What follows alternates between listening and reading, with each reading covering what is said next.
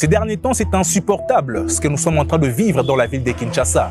Une grande ville avec une superficie de plus de 9000 km², sans doute la plus vaste du pays, avec presque 18 millions d'habitants. Cependant, vous allez vous rendre compte que 90% de cette grande population n'occupent que 2000 km² et les 10% restants occupent les 7000 km. Ce qui fait à ce qu'une grande partie de la population soit fortement concentrée dans une zone restreinte. Et cette concentration de la population dans cette zone restreinte entraîne une densité urbaine très élevée, ce qui contribue fortement aux embouteillages que nous sommes en train de vivre quotidiennement. Et ce que je vais dire, tu l'as sûrement déjà vécu.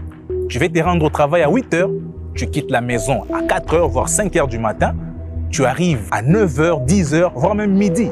Et pourquoi? Parce que tu es resté 4 voire 5 heures du temps dans un embouteillage sur une distance qui ne fait même pas 10 km. Et pendant ce temps, la chaleur te frappe, tu es entassé dans un taxi non climatisé, tu arrives fatigué avant même de commencer ta journée. Et le soir, c'est encore pire. Tu rentres à la maison à 22 h, 23 h, tellement fatigué, épuisé, frustré. Et cela a des conséquences néfastes sur ta vie et sur ta productivité. Premièrement, tu perds en temps et en énergie.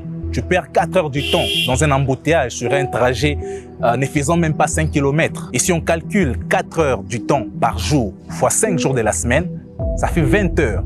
Donc presque 3 jours que tu perds inutilement dans les embouteillages. Deuxièmement, ta santé mentale est affectée.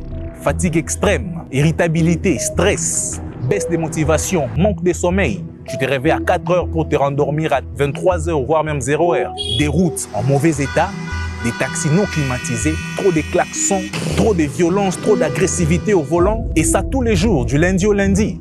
Et les résultats, tu as des rêves, tu as des ambitions, tu as des projets, mais tu n'as plus d'énergie. Tu n'as plus de motivation pour les poursuivre. Et dans ce genre de conditions, dans ce genre de situations, se plaindre ne changera pas grand-chose. Rejeter également la faute au gouvernement ne changera pas également grand-chose. Et oui, il faut s'adapter, car l'adaptation, c'est l'art de transformer les difficultés en opportunités. Quelles sont maintenant les choses que tu dois mettre en place afin de rester productif dans les embouteillages de Kinshasa?